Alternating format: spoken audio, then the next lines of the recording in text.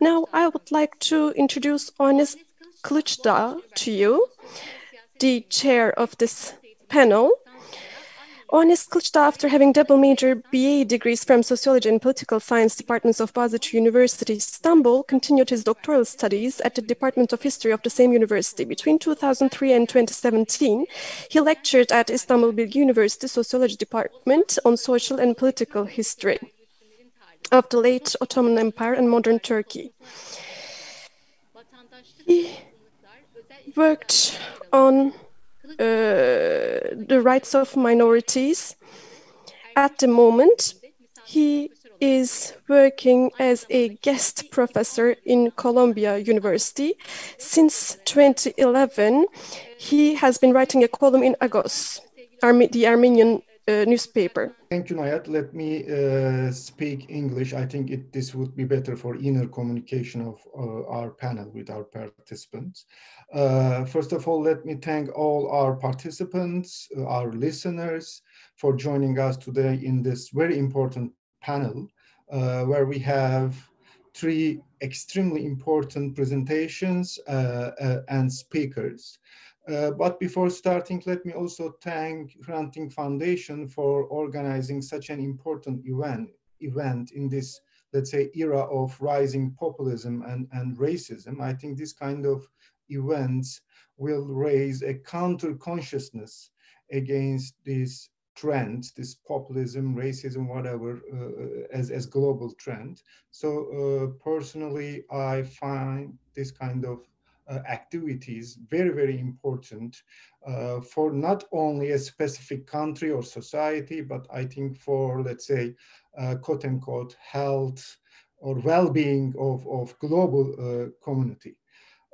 Thank you for all organizing for your labor this event. As I said, today we have three speakers, and first one, as Nayat said, will be Michael Ferguson. Let me introduce him first. He received his PhD in history at McGill University, and he joined the Department of History at the School of Oriental and African Studies as a postdoctoral fellow. In the spring of 2020, he was a visiting scholar at the Hagop Kevorkian Center for Near and Middle East Studies at NYU. He is an affiliate assistant professor in the Department of History, Concordia University in Montreal. His work focuses on the history of slavery and migration in the late Ottoman Empire and early Turkish Republic. And Michael is currently completing an article-length project on the food history of enslaved and emancipated African women in the Ottoman Empire. And today, the title of his presentation is Origins of Anti-Black Racism in the Ottoman Empire and Turkey, the History of Enslaved and Emancipated African. I think this is a very important topic, especially if we consider that there is a myth in Turkey that there has been no racism in Ottoman Empire and Turkey. So I think this presentation will show us these historical roots of this racism in Ottoman Empire and Turkey. Please join me in welcoming Michael Ferguson. And Michael, dear Ferguson, the floor is yours. And let me remind you that we have 15 minutes for each presentation, okay? Thank you, and floor is yours, Michael. All right, good morning, everyone. Can you hear me? Yes, I can. Okay, great. All right, well, of course, just like Ohannes said, thank you very much to the organizers. It's an honor to be part of this amazing conference. For me and for Ohannes, it's a little early in the morning. It's 7:30 in the morning here, so we are still drinking our tea and coffee as we present. Thank you especially to Ebru and to Ohannes for taking part in the organization of this particular panel, and for you, those watching in attendance, dealing with this difficult time together. We're making something of it by joining together online and talking about these important issues. All right. So as Ohannes said, I'm interested in my work is mainly about the history of African slavery in the late Ottoman Empire. And I particularly focus on the history of Izmir. I use in my work a general combination of British government documents, Ottoman archival records, memoirs, journals, photographs, and even oral history interviews with the descendants of the enslaved people in the Ottoman Empire, who there's a concentration of them around Izmir in the Aegean region, who I self-identify today as Afro-Turks. So this work is kind of an offshoot of my core work, and it's something I see as a historiographical problem, in that there seems to be a disconnect in between, first off, popular conversations about anti-Black racism in Turkey, which have taken an enormous leap in discussion, in particular since the murder of George Floyd this past summer. But often it has to do with, in terms of popular discussion, crises around football players being insulted on the field or accosted in the street, or discussion of African migrants in the press. Beyond the popular level, in terms of the academic level, if we're looking at the last, or at least the Republican period, let's say since the 1920s or 1930s, the majority of academic research is focused on the construction of race in the early 20s and 30s. And scholars such as Murat Ruben, Zafer Toprak, Nazan Maksudian have been particularly interested in the construction of Turkishness and the construction of whiteness. As a scholar of African slavery in the late Ottoman Empire, what I don't see in those conversations is linkages to what's happening in the late Ottoman period. That is, well, the Turkish state in the 1920s and 30s is actively constructive Turkishness and whiteness. They're also constructing as inverse by not talking about it, that is Blackness. And all those kinds of things. If whiteness is associated with civilization and Turkishness is associated with civilization, then what is Blackness associated with? So this is kind of, as I read the popular literature and the academic literature on the Republican period, this is the kind of questions I have. So what I'm going to do today is overview a little bit about African slavery in the late Ottoman Empire, and then give some specific examples of how the press in the 1890s in Izmir talked about emancipated Africans in the city, who they believed were essentially a danger to public order and public decency in the city. So while I highlighted that original historiographical problem in the Republican period, in fact, Ottoman historians have just as big of a problem themselves. And that is the history of African slavery in the Ottoman Empire has largely been isolated to a small kind of group of scholars doing a subfield of work. That is, you can find no general text on the history of the late Ottoman Empire that has even a section, even a paragraph on African slavery in the Ottoman Empire. So broadly, historians of the late Ottoman Empire have not been well to address this topic and integrate it into their analysis as well, despite the fact that slavery existed in the Ottoman Empire from its very beginnings all the way to its very end. So within that subfield, I can talk about the kinds of things that we've been working on as scholars of slavery in the Ottoman Empire. We can say slavery was probably the most important means of expanding one's social network and household in the 19th century Ottoman Empire, and indeed before, but I'll just focus on the late 19th century. Within the household, in the hierarchy of different kinds of peoples, there's including so-called white slaves, Circassian slaves in the late 19th century, and African slaves as well. And if we look at the labor the two groups performed, we can get an idea of their social standing in the household, and as a result, their social standing in society. So African slaves in the late Ottoman Empire were generally relegated to menial tasks in the household, that is, cooking, cleaning, taking care of children.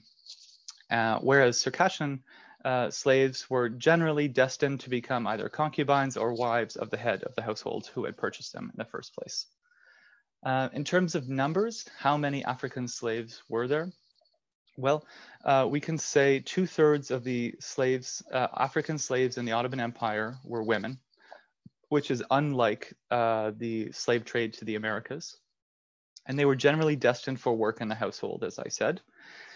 And if we can put a number on it, from the year 1800 all the way to the end of the empire, and if we include, you know, the farther flung provinces of the empire, Arabia and Iraq, you know, thinking of Basra, we can say around 1 million Africans were imported into the Ottoman Empire with an average of 10,000 a year in the 19th century, all the way to the end of the empire. A fair amount of people that are, to be honest, not talked about that much.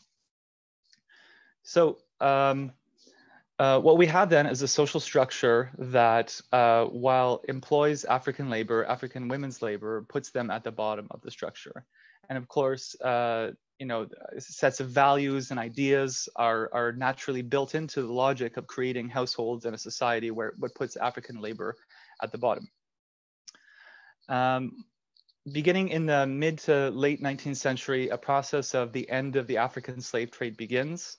This is largely as a push from the British Empire, who push the Ottoman Empire to end the slave trade, as they're doing elsewhere in the world for their own political reasons, in fact. And what happens beginning around the 1870s and 1880s is we have the emergence of freed African neighborhoods in the large cities of the late Ottoman Empire. So we can say, you know, without a doubt, Istanbul, Izmir, Salonika, Beirut, many other of the cities, particularly in the ports of the Aegean and the Eastern Mediterranean, where kind of communities were formed of these emancipated Africans who, by a process of quote unquote state emancipation, were left to their own devices. Many of them, in fact, were re-enslaved or paid a menial wage to do the exact same work that they had done as slaves. But what happens is, left to their own devices, relegated to kind of the bottom of the social order, they stuck to themselves in their neighborhoods and began to actively recreate the traditions, cultures, and religions that they had brought with them from sub-Saharan Africa. And for reasons which we don't have time to talk about too much today, Izmir becomes, what I argue, the place of highest concentration of Africans in the late Ottoman Empire. So while there may have been more in Istanbul itself, Izmir, relative to the rest of the population, there was a greater, more visible community.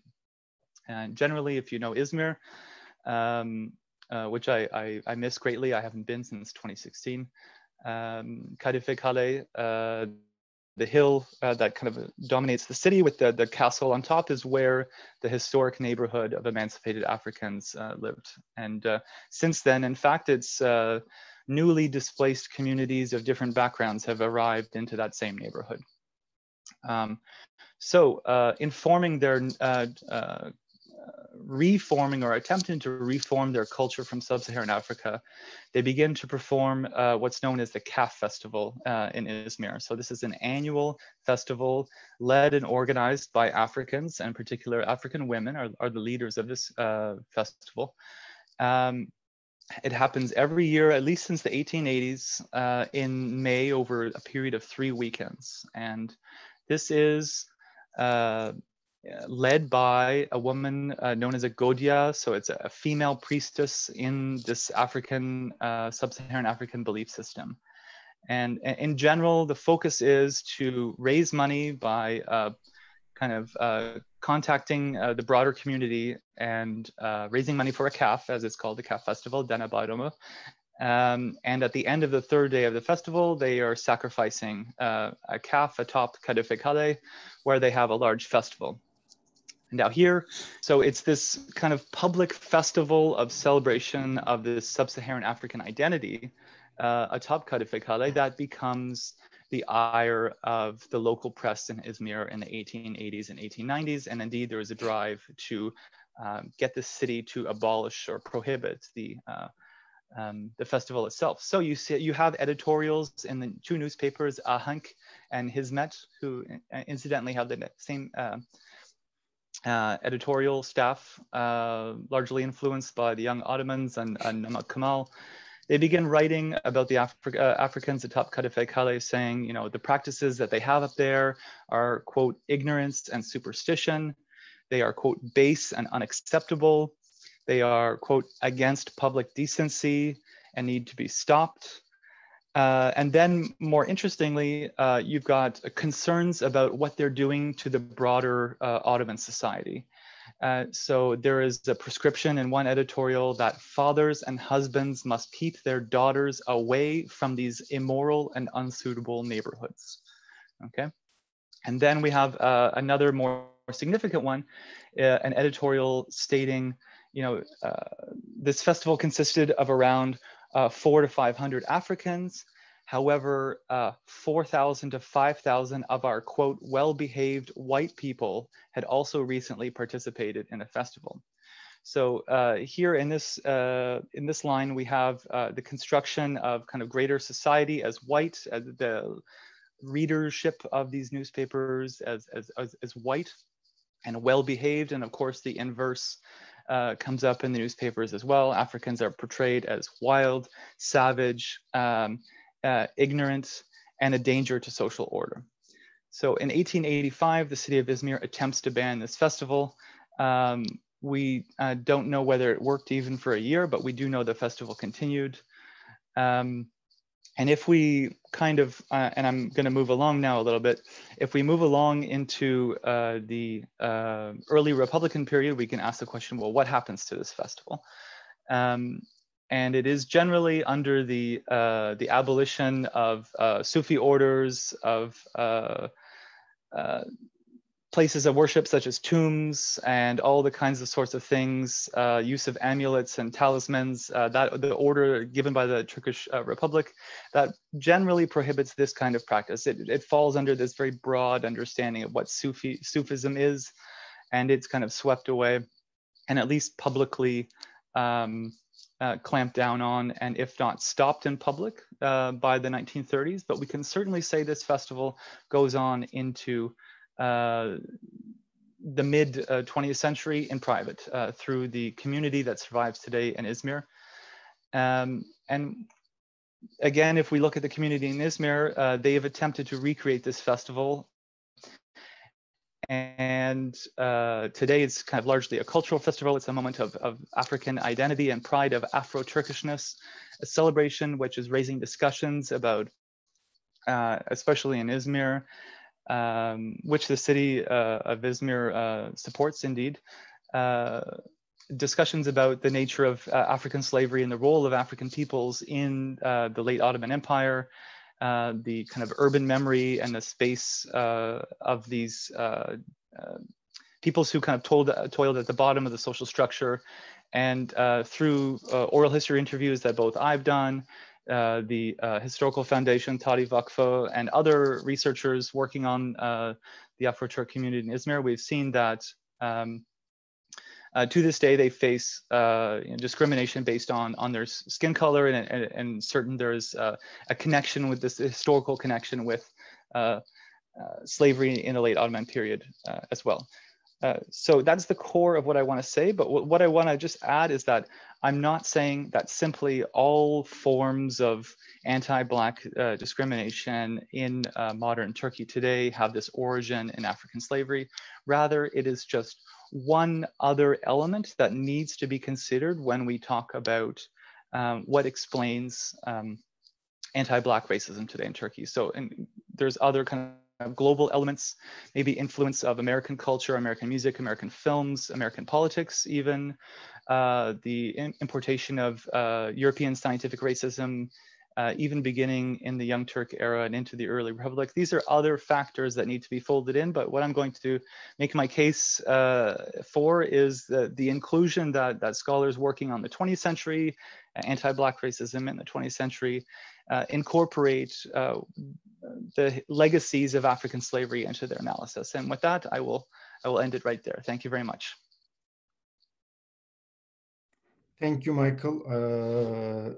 It's very interesting. I mean, I'm sure there will be many questions about it. Now, our second speaker is Claire Thomas. She is Deputy Director of Minority Rights Group, which is an international NGO focusing on discrimination and marginalization of ethnic, religious, and linguistic minorities and indigenous peoples. She leads Minority Rights Group's recent work on hate speech programming, which is active in Iraq, Myanmar, and Pakistan. The project, which is implemented as the part of Coalition for Religious Equality and Inclusive Development Consortium, focuses on religious discrimination and minorities. And today, the title of her presentation is Drawing the Red Line: How and when freedom of expression should be limited to control dangerous and/or hate speech, a minority rights perspective. I think, again, this is a very extremely important issue. It touches upon this double-edged sword, if you like. I mean, this eternal dilemma between freedom of expression and hate speech. So I'm looking forward to hearing Claire Thomas' presentation. Claire Thomas, floor is yours. Thank you so much, Ohannes. I am going to share my screen because I have a few slides to share with you so that we can look at these together. I'm going to preface my talk by saying that I don't actually have a lot of answers for you. What I'm going to share with you is some kind of thinking about this really difficult area between freedom of expression and hate speech, and thinking particularly about my experience working in the last 18 months on this area with minority rights activists in a number of countries, sadly not yet including Turkey, but that may change in the future for Minority Rights Group. But let me first tell you a little bit about the organization. So Minority Rights Group has this focus on ethnic, religious, linguistic minorities and indigenous people. We're a human and minority rights based organization, very much focused on tackling discrimination. We cover all areas of human rights. And we always have done, right from our very early days. So from civil, cultural, economic, political, and social rights. We cover all world regions, but we do have larger programs currently operating in Africa, Asia, Europe, and the Middle East and North Africa. The kinds of work we do are often around ensuring that minority and indigenous voices get heard at the levels of decision-making where they need to be. And in this context, maybe it's relevant to tell you that I'm in contact with the human rights teams of Facebook and Twitter, for example, to try to see that instances of hate speech or patterns of discriminatory speech in those platforms do reach the people who need to be aware of it, and that appropriate mechanisms are in place. We also do quite a lot of strategic litigation work, and we have a big focus on intersectional discrimination, so looking at how women or people with disabilities are affected within minority communities. But that's just a very brief introduction. So here you can see some of the resources that Minority Rights Group has done historically working on Turkey. So I've just pulled up a couple of old reports here. One is on Roma communities in Turkey, and discrimination that they encounter on a daily basis. And I would definitely want any thoughts about hate speech in Turkey to also include the Roma. There's another report we did on education and discrimination in Turkey's education system. Now, all of those resources are available on our website, Minority Rights Group. We also maintain a world directory of minorities and indigenous peoples. So that attempts to list out for Turkey the communities who might face discrimination, either on a religion, on an ethnic basis, or on a linguistic basis. And obviously there is some overlap between those categories. So I'm just going to introduce briefly some of the work that MRG has been doing as part of this consortium that Ohannes mentioned, which is the Coalition for Religious Equality and Inclusive Development. So that coalition focuses on where religious discrimination impacts on poverty and exclusion from development. And MRG's particular role in it is to try to understand the role that hate speech has in affecting how communities work together to improve their societies, or how at a very basic level, hate speech leads to students quitting or dropping out of education because they encounter hate speech either from other pupils or from staff in educational establishments. And that leads them to think that the school is not a place for them. It's not a place where they're going to be welcomed, accepted, or do well, and they drop out. We're also looking at hate speech in employment.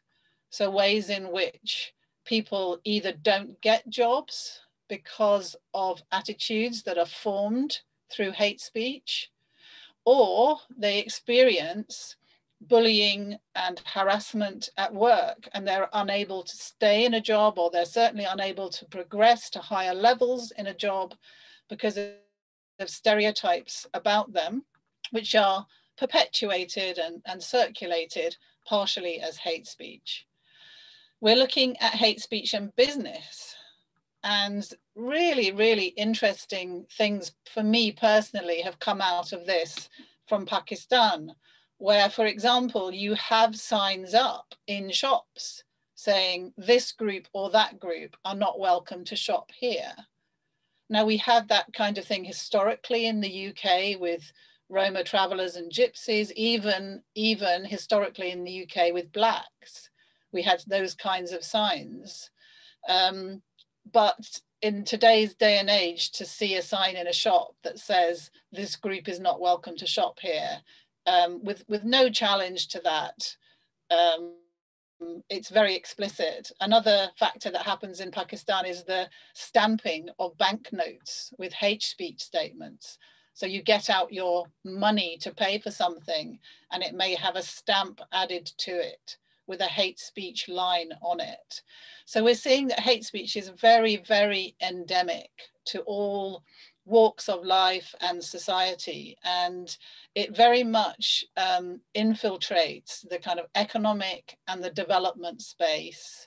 And I'm also thinking here about the ways in which services are provided to communities. So hate speech is also being found to influence whether a community has clean water, whether a community can actually get access to a clinic to get treatment for a health condition. So hate speech filters into all of these decisions. It filters into attitudes that then become a factor in decision-making at all levels of society. So hate speech is critically important in maintaining discrimination, and discrimination maintains inequality. So that's a very, very brief overview of some of the work that we've been doing. Maybe I should just add that in terms of hate speech, we've been trying to document when hate speech happens and why hate speech happens, although that's quite hard. We've been developing these lexicons of hate speech. So we think it's very important that everybody understands which terms are welcomed by a community when they're said about them, and which terms are found offensive, and to some extent also why.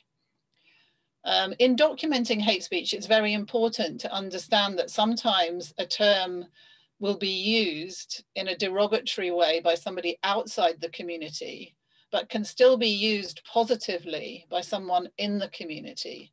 So when you're tracking hate speech, you're very often looking for combinations of terms being used together that indicate that a certain characteristic someone has is being linked either to a form of punishment or to another derogatory statement. That might be to do with cleanliness, as Michael's been telling us. It might be to do with being perceived as ignorant or less human or more wild. But there's a wide range, and really understanding those things is critically important if you want to be able to either intervene to stop hate speech, or more importantly, potentially to be involved in generating counter speech, which is able to balance a large amount of hate speech that we find online, which is moving very quickly through online spaces. So I don't want you to read all of this. I just want to remind everybody that the Universal Declaration on Human Rights says that everyone's entitled to the rights without distinctions of any kind, including race, color, we include ethnicity, language, religion, and so on. We should all be equal. Article 19 states that everyone has the right to freedom of opinion and expression without interference, to seek, receive, and impart information and ideas through any media, and so on and so forth. So as we know, there is a little bit of a tension between some of the human rights instruments. So if I move on, we have the International Convention on Civil and Political Rights. We have a very clear statement in Article 19 about freedom of expression. However, it is limited by the rights of others. So it's not clear that you have absolute freedom of expression. You do have to exercise that right, taking cognizance of your responsibility not to breach other people's rights, including, importantly, the right to equality and non-discrimination. So again, in the Convention on the Elimination of Racial Discrimination, we have a very clear statement in Article 4 that any propaganda that attempts to justify or protect, this is about race because it's the racial discrimination, promote racial hatred or discrimination, the states have committed to take immediate and positive measures to eradicate all incitement to or acts of discrimination. So we can take that away and look up that Article 4 of CERD and read all of the text in more detail if you wish, but it is really quite clear. But we need to find a way to distinguish a line between what is a legitimate restriction of freedom of expression to prevent hate speech and prevent discrimination, and what is not legitimate. And ideally, there would be a very clear red line agreed by all parties. And my argument on this slide, which is no words at all, but I hope you all get the picture, is that there is no such agreement. This red line is either very fuzzy, very unclear, or it's very wavy. It's not, it could move, it could go up, it could go down, or it's dotted in the sense that there might be a line here, but some things might be allowed through. Claire, may I remind you that last 5 minutes? Yeah, no, that's absolutely fine. I think thank you. My 6th slide, Ohannes. Sure. So, as I was mentioning, there are legitimate concerns about imposing limits to the freedom of expression. So when I say that there's no agreement about where that red line should be drawn, it's not only that different governments might disagree, it's also true that activists in the human rights field would also disagree. And it's very clear that freedom of expression activists and minority rights activists probably should be talking to each other a bit more than they are at the moment. I have to say that it's quite a good example whereby in the UN system, we have special rapporteurs on freedom of expression and special rapporteurs on freedom of religion. and belief. And those two individuals always work very closely together when an allegation concerning hate speech or a limitation of freedom of expression to benefit the reduction of hate speech is mooted. And I believe that human rights activists should be doing the same thing. Not that long ago, there was Article 19 did a useful piece of work called the Camden Principles. And if people are interested in more information on this, reading the Camden Principles is one good way forward. But currently, there are many examples of governments that are drafting laws to limit freedom of expression, which are way beyond what's needed to respond to discrimination or incitement to discrimination. But they use the fact that discrimination and hate speech is happening as a rationale as to why they need these freedom of expression limitations. So the examples I put up here are Iraq, Nigeria, and Pakistan. Now, in some cases, those laws were not passed because human rights activists pointed out how damaging they could be.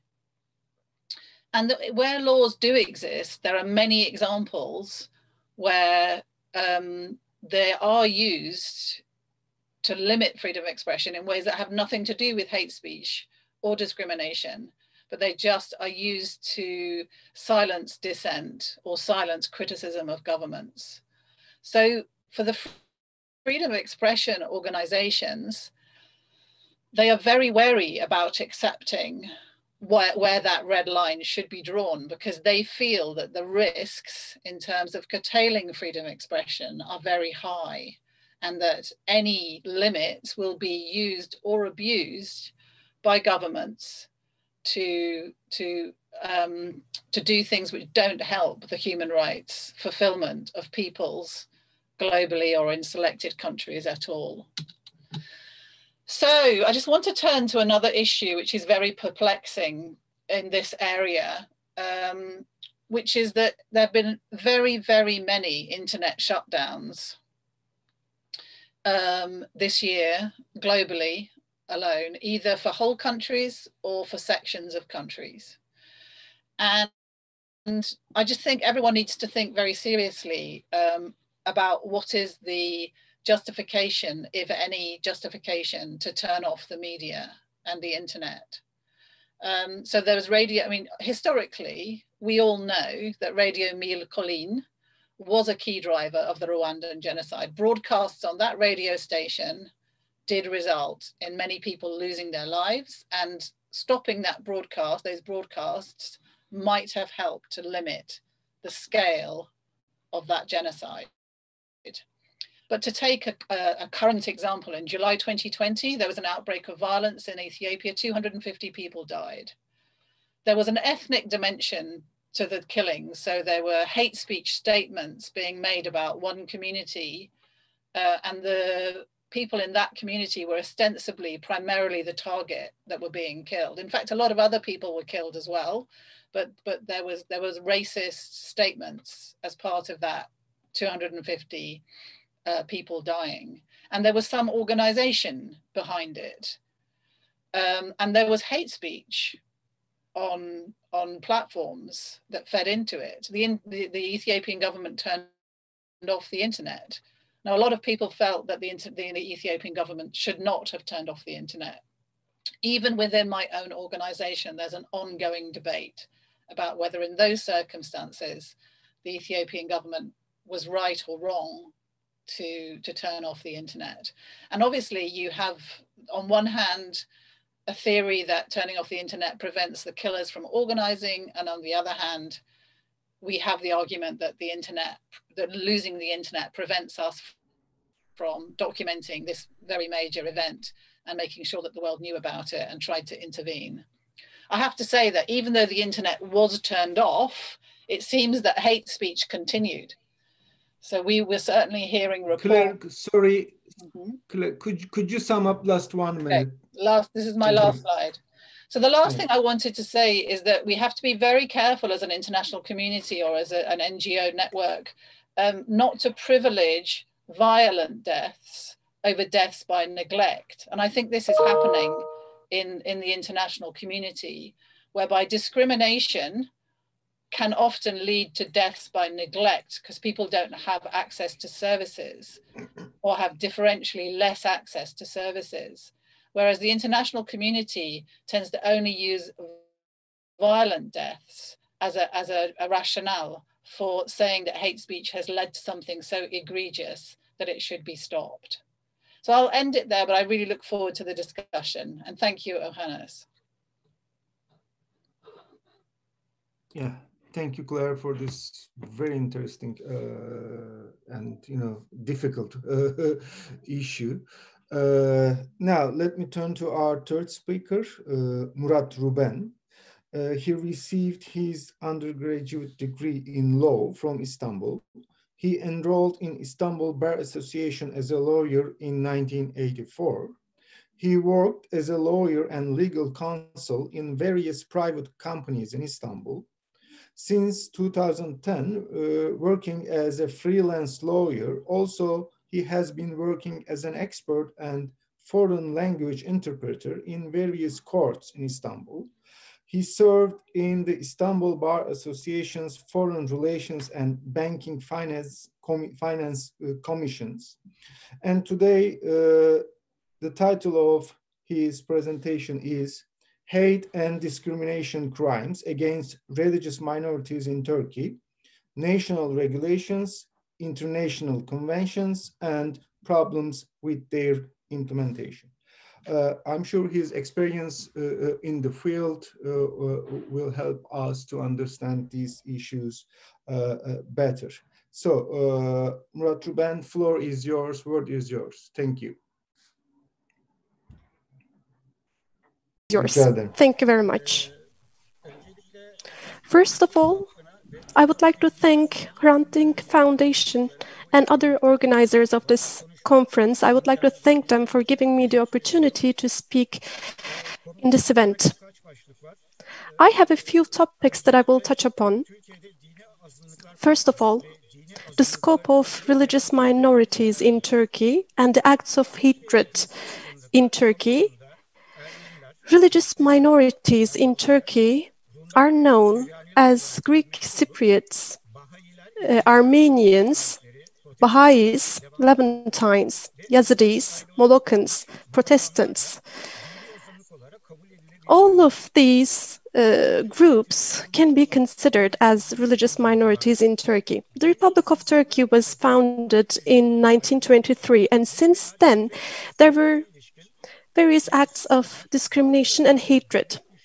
Political parties in power and sometimes public authorities organized events on purpose or by neglect, and there were some legal arrangements. So I would like to talk about them in a chronological order. This is an order that I came up with. First of all, there was the Lausanne Treaty. Religious minorities had to renounce their rights in 1925 within the scope of this agreement. In 1928, there was a campaign that was called Vatandaş Türkçe Konuş, Speak Turkish, Our Citizens. Thrace events, Kur'an-Nafi soldiers, the Class 20, the capital tax, the events of September in 1955. All of these events. And then in 1964, the decrees that led minorities to flee from the country. And the murder of Hrant Dink, late Hrant Dink, who was quite active for the Armenian community. And in Istanbul, in Shishane, the synagogues that were attacked. These all can be counted as examples. In the southeastern regions of Turkey, there were attacks on Assyrians. There were massacres. Their properties were invaded by the local people or seized by the government. Dispossession acts happened. Also, before the Republic, Chaldeans, Assyrians were also subjected to massacres in 1914, for example. And these effects continued in later years. Assyrians and other minorities in this region had to go to other countries or to Istanbul. Other than this, in Mardin and in Diyarbakir, Assyrian schools were shut down in 1928. How about the Constitution of the Republic of Turkey?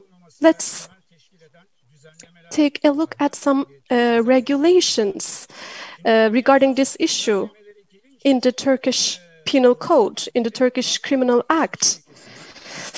So there's the principle of being equal before the law. There is also the Article 24 that tackles the issue of freedom of religion and conscience. But there is something that is not very much known of the Constitution. The penal sanctions, they're not in the Constitution, but they are actually in the Turkish Criminal Act. So what about the regulations there? So the Article 122 of the Turkish Criminal Law, it was called discrimination before, but in 2014, the lawmakers made a change and it changed it into hatred and discrimination. And the punishment was increased within the scope of this article. Let me read this to you. Any person who makes discrimination between individuals because of their racial, lingual, religious, sexual, political, philosophical belief or opinion, or for being supporters of different sects and therefore prevents sale, transfer, or rent of movable or immovable property or performance of a service, prevents a person from benefiting from a public service, prevents a person from getting a job, prevents a person from performing an ordinary economic activity, is sentenced to imprisonment from 1 year to 3 years. Well, this article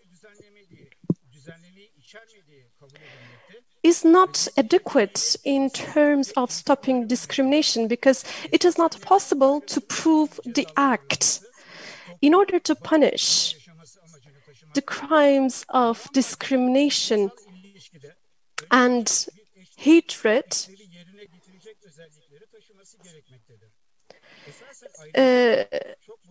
should be multi-dimensional.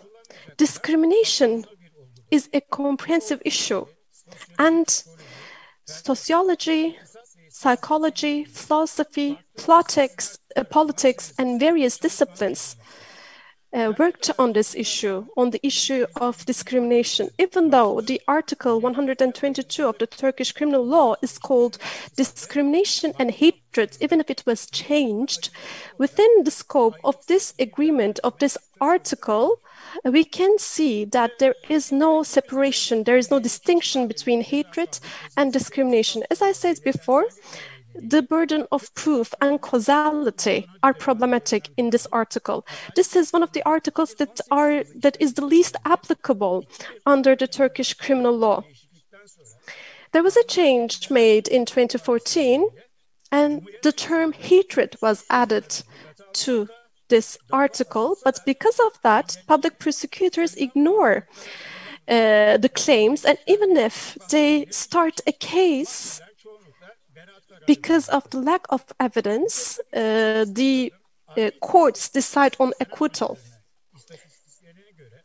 According to the statistics of the statistical institution, 205 investigation files were in question. Only 25 turned into a public prosecution, and only 7 resulted in imprisonment. Therefore, preventing discrimination and preventing hatred requires a change in the Article 122. Has to be amended in a way to provide efficient protection for such citizens. The term hatred must be removed, and the term must be discrimination of all types. Let me go to the Article 216 of the Turkish criminal law. Actually, this is the article that's most related to the crime of hatred. So, Article 216, provoking people to be rancorous and hostile. This is how it's called. I am going to read it now. It's quite long. Any person who openly provokes a group of people belonging to a different social class, religion, race, sect, or coming from another origin to be rancorous or hostile against another group is punished with imprisonment from 1 year to 3 years in case of such act causes risk from the aspect of public safety. Paragraph 2. Any person who openly humiliates another person just because he belongs to a different social class, religion, race, sect, or another origin is punished with imprisonment from 6 months to 1 year. Paragraph 3, any person who openly disrespects the religious belief of a group is punished with imprisonment from 6 months to 1 year if such act causes potential risk for public peace. We can see that there are various kinds, different kinds of crimes categorized in this article. So the crime defined is provoking people to be rancorous and hostile. In other paragraphs, we can see that it talks about humiliating the religious beliefs of certain groups in the society. So when it comes to freedom of expression, such regulations aim to protect the public peace, even though there is no limit to freedom of expression, as we can see from this amendment that in order to protect public peace, the acts under the scope of this article are subjected to restrictions. So perpetrators, in order for them to be sanctioned, first of all, there should be an explicit danger against public order. And the third paragraph says the act must be capable of causing public disorder.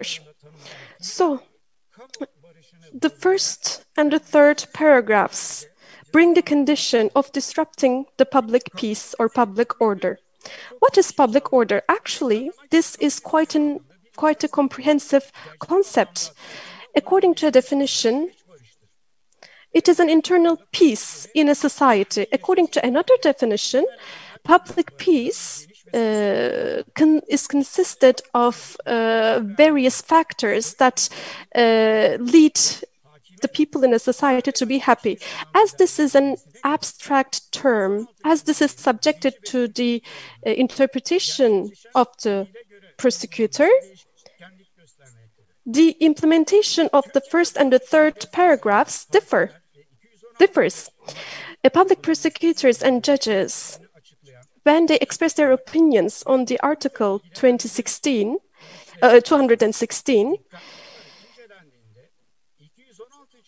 I mean, contrary to their opinions, we can see that in the second paragraph, there is no restriction about public peace, about public order. Actually, we can see this second paragraph does not have that restriction. So when it comes to the crimes of hatred, there could be some complaints filed based on this second paragraph. Now, I would like to talk to you about a circular, about the protection of religious minorities, Prime Ministry circular. This is, many people don't know about it. This was published on the official gazette. Here is the circular. This circular,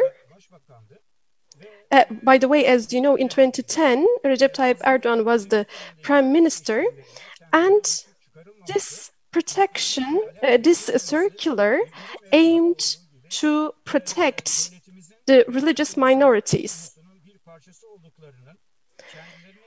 to make them feel that they were a part of the Turkish nation. This was quite important in these respects.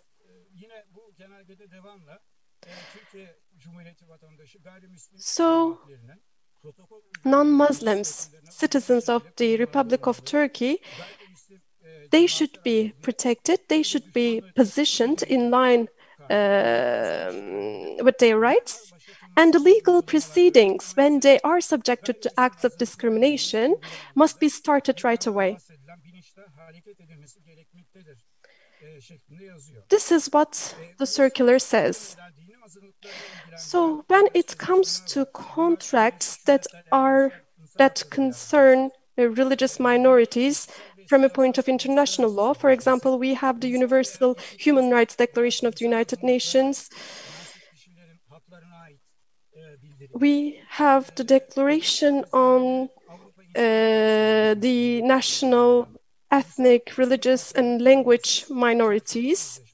We have the Framework Convention on protection on protecting the rights of minorities, Paris Principles, the European Commission work with regards to racism.